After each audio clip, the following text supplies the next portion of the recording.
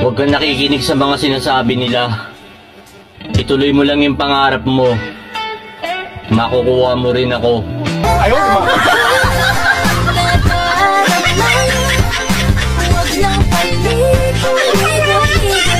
Sana pala nakinig ako sa sinabi ng nanay ko noon. Bakit? Ano ba sinabi ng nanay mo? Hindi ko alam, kaya nga sana nakinig ako eh.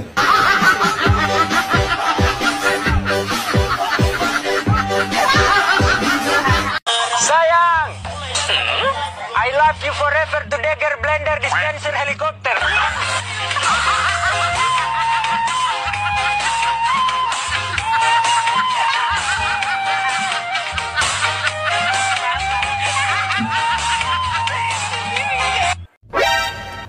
Mahalin mo yung cellphone mo. Dahil kasabwat mo yan sa lahat ng katarantaduhan mo.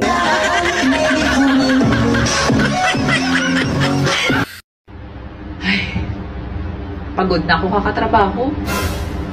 Gusto ko na rin sana maranasan yung mapagod ako sa kama ba.